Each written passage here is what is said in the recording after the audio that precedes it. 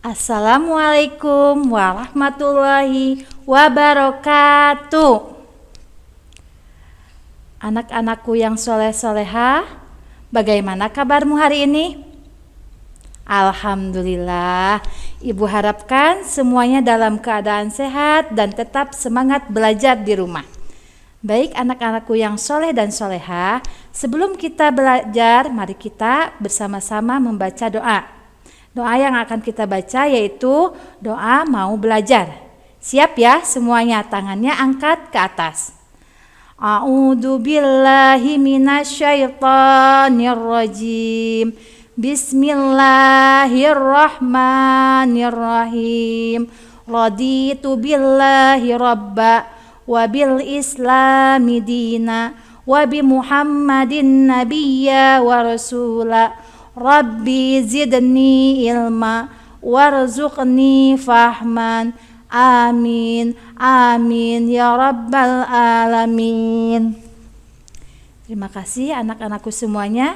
Semuanya sudah berdoa, mudah-mudahan Allah memberikan kelancaran kepada kita dalam belajar dan dapat mengamalkannya dalam kehidupan sehari-hari. Baik anak-anakku yang soleh dan solehah, kalian masih ingat tentang 25 nabi yang waktu semester 1 sudah kalian hafalkan? Masih ingat? Ya, kalau masih ingat, mari kita nyanyikan lagi ya. Yuk, bersama-sama dengan ibu ya. Mulai, 1, 2, 3. Adam, Idris, Nuh, dan Hud, Soleh, Ibrahim, dan Lut, Ismail, Ishak, dan Yakub, Yusuf, Ayub, dan Su'eb, Musa, Harun, Zulkifli, Daud, Sulaiman, Ilyas, Ilyasa, Yunus, Zakaria, Yahya, Isa, akhirnya Muhammad Sallallahu alaihi wasallam. Pintar anak-anakku, ternyata masih ingat ya 25. Baik anak-anakku yang soleh dan soleha, sekarang materi kita itu tentang nabi. Coba perhatikan gambar di sini, gambar apa? Ya, benar. Gambar ikan paus. Nah, nabi yang berhubungan dengan ikan paus, nabi siapa? Benar, Nabi Yunus alaihi salam. Nah, untuk kesempatan hari ini kita akan belajar tentang kisah keteladanan Nabi Yunus alaihi salam. Coba Ibu Guru pengen nanya dulu. Siapa yang sudah tahu bagaimana kisah Nabi Yunus alaihi salam? Ya, betul, dimakan ikan paus. Ada lagi apa? Kelemesan di dalam ikan paus, benar. Apalagi? Apa? Kaumnya durhaka, betul. Nah, untuk lebih jelasnya, mari kita lihat video yang akan Ibu tayangkan sekarang.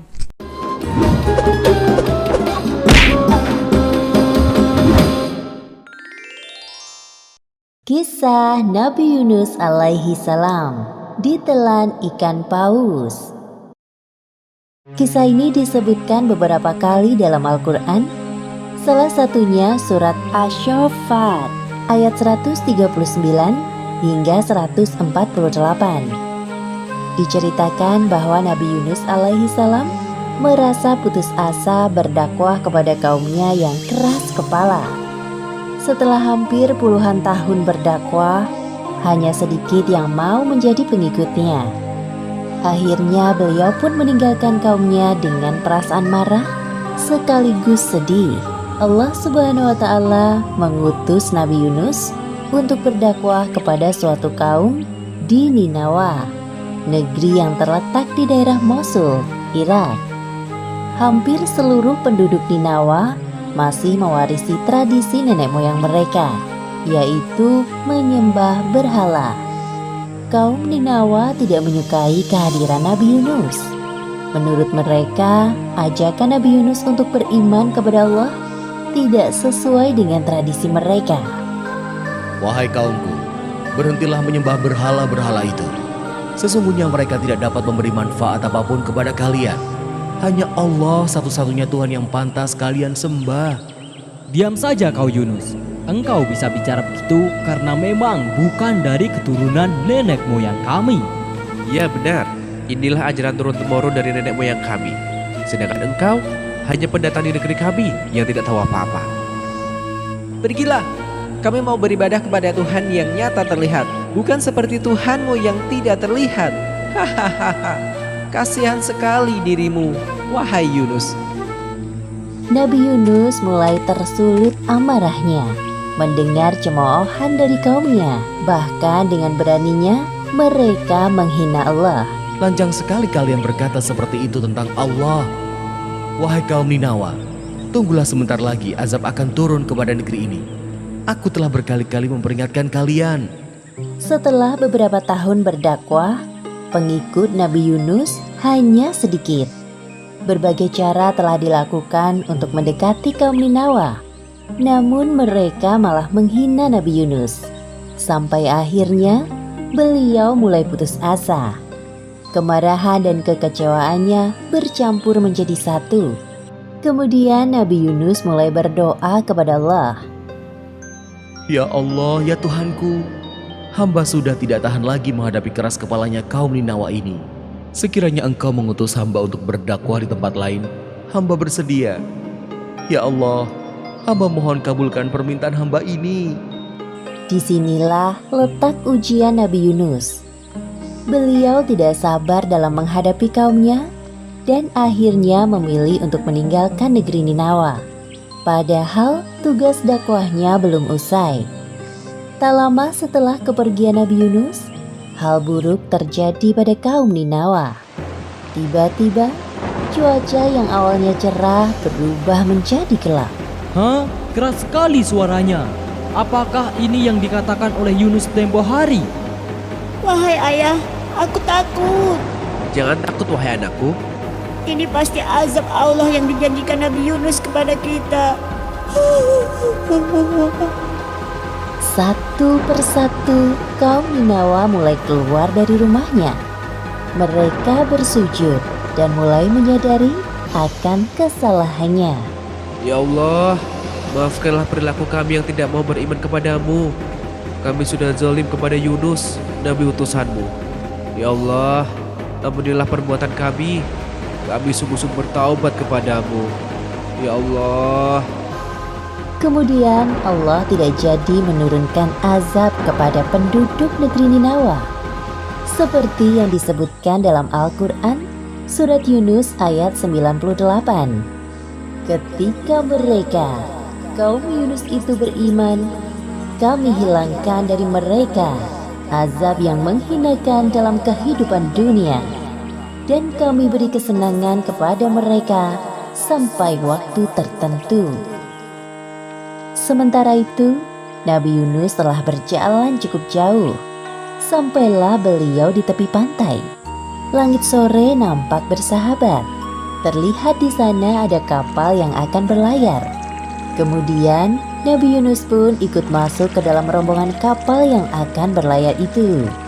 Semua orang heran melihat penampakan seorang nabi di dalam kapal. Namun para penumpang tidak berani menyapa Nabi Yunus. Mereka hanya saling berbisik. Nahkoda menggerakkan kapal cukup cepat. Ketika berada di tengah lautan, seketika itu angin bertiup kencang dan menggoyangkan sebagian badan kapal.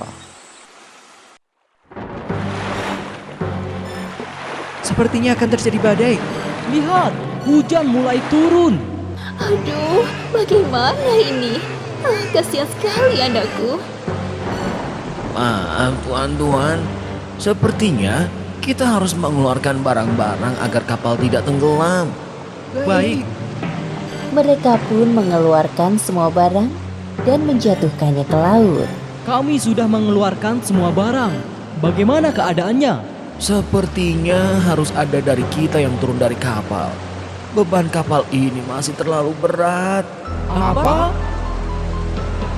Bagaimana jika kita lakukan undian saja untuk menentukan siapa orangnya agar adil? Ya, cepat kita lakukan. Para penumpang kapal termasuk Nabi Yunus melakukan undian. Ternyata nama yang keluar adalah Nabi Yunus. Hah? Tidak mungkin dia. Aku yakin dia adalah orang baik. Nabi pula. Bagaimana kalau kita undi lagi saja? Ya, undi saja lagi. Lakukan lagi. Setelah melakukan undian kedua dan ketiga, tetap saja nama yang keluar adalah Nabi Yunus. Melihat kenyataan tersebut, Nabi Yunus pasrah dengan keadaan. Sudahlah tuan-tuan, tidak perlu dilakukan undian lagi. Aku ikhlas dengan keputusan ini. Aku akan turun ke laut agar kapal ini tidak tenggelam. Insya Allah ini takdirku. Orang-orang melihat Nabi Yunus dengan perasaan tidak rela. Kemudian Nabi Yunus bersiap untuk turun dari kapal. Beliau menatap ombak yang bergulung-gulung di hadapannya. Ya Allah, mungkin ini balasan bagiku atas sikap pengecut dan tidak sabar menghadapi ujian dakwah dari kaumku. Ampuni aku ya Allah. Demikianlah Nabi Yunus termasuk orang-orang yang kalah dalam undian tersebut, sehingga dilemparkan ke laut. Setelah Nabi Yunus menceburkan diri ke tengah laut, tak lama kemudian muncul seekor ikan paus yang sigap menelan beliau. Nabi Yunus pingsan selama beberapa hari di dalam perut ikan paus. Saat membuka mata, yang Nabi Yunus rasakan adalah kegelapan dalam jiwa dan raganya. Perasaan bersalah kepada Allah selalu menghantuinya. Tubuhnya tidak berdaya karena tidak ada asupan makanan selama berada di dalam perut ikan paus. Kemudian Nabi Yunus dengan segala kekuatannya berdoa kepada Allah. Seperti yang disebutkan dalam Al-Quran, Surat Al-Anbiya ayat 87. Tidak ada Tuhan selain Engkau, Maha Suci Engkau. Sungguh, aku termasuk orang-orang yang zalim.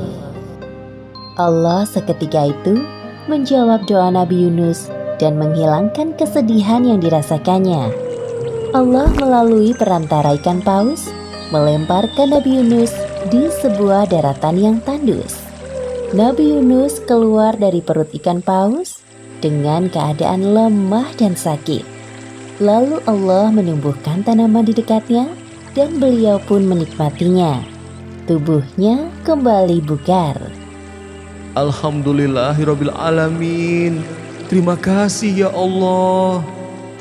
Setelah kondisinya berangsur pulih seperti sedia kala, Nabi Yunus kembali kepada kaumnya di Ninawa.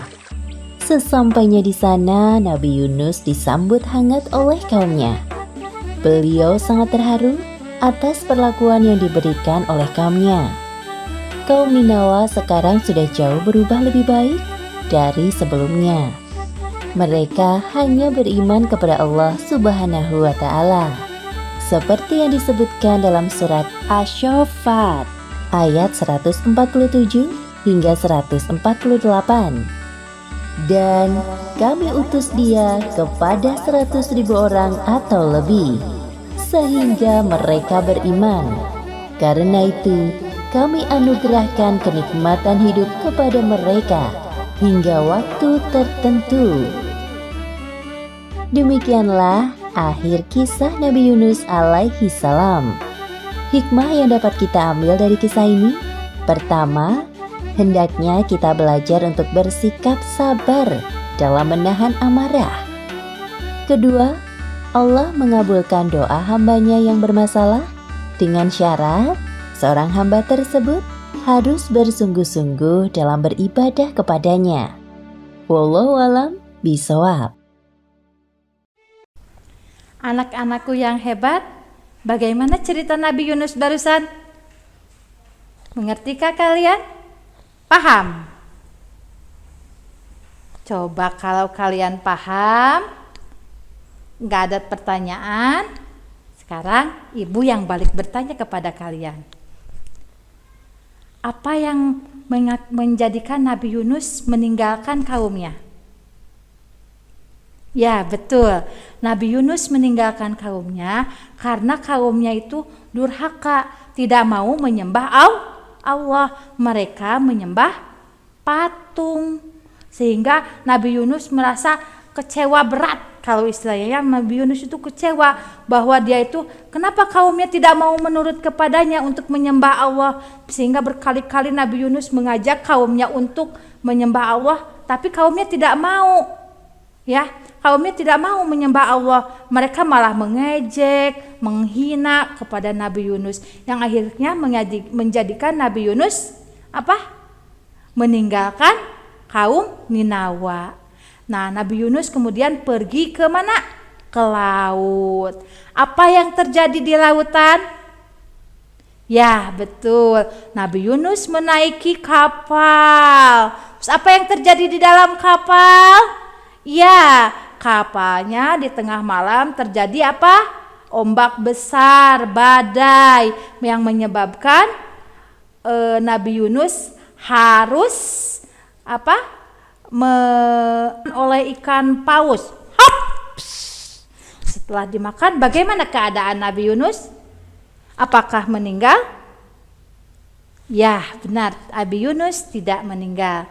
Tapi Nabi Yunus di dalam perut ikan paus, beliau menyadari kesalahannya, bahwa beliau telah meninggalkan kaumnya, ya, tanpa perintah dari Allah. Nah, Nabi Yunus itu mengalami 3 kegelapan. Anak-anak tahu apa 3 kegelapan itu? Kegelapan di malam hari, betul. Terus kegelapan di tengah lautan, betul. Terus apa lagi? Kegelapan di dalam perut ikan hiu. Nah, ketika mengalami kegelapan di dalam perut ikan hiu, Nabi Yunus terus memohon ampunan kepada Allah. Coba angkat tangannya. Siapa yang hafal doa Nabi Yunus ketika meminta ampunan kepada Allah? Ya, betul. Ayo kita bacakan lagi bersama-sama. La ilaha illa anta subhanaka inni kuntu minadz zalimin. Itu adalah doa Nabi Yunus ketika berada di dalam perut ikan paus, memohon ampunan kepada Allah atas dosa-dosanya meninggalkan kaumnya. Nah, sekarang Ibu tanya lagi, bagaimana ya keadaan kaum Nabi Yunus ketika ditinggalkan oleh Nabi Yunus? Ya, betul. Mereka cepat-cepat bertaubat karena takut takut azab Allah datang. Dan itu tidak diketahui oleh Nabi Yunus bahwa kaumnya sudah bertaubat. Maka ketika Nabi Yunus terus berdoa, seberapa lama Nabi Yunus berdoa dalam perut ikan paus? Ada yang mengatakan selama 40 hari. Ada yang mengatakan selama 25 hari. Wallahu a'lam bishawab. Kita tidak menyebutkan berapa hari Nabi Yunus berada dalam perut ikan paus. Yang jelas ketika Nabi Yunus dikeluarkan dari perut ikan paus dalam keadaan lemah, tidak berdaya. Kemudian Allah menolongnya dengan beberapa makanan untuk disantapnya, yang menjadikan Nabi Yunus kembali kepada kaumnya yang sudah beriman. Nah, dari pembelajaran tadi anak-anak dapat mengambil kesimpulan. Pelajaran apa coba yang dapat diambil dari cerita tadi? Ya, betul, harus bersifat sabar. Anak-anak sebagai seorang pelajar, bagaimana sifat sabar anak-anak semua? Ya, kalau belajar harus sabar, jangan tergesa-gesa pengen cepet-cepet bisa. Misalnya belajar membaca dan menulis, kita harus tenang mengerjakannya. Membaca harus benar dan mengerjakan soal harus teliti.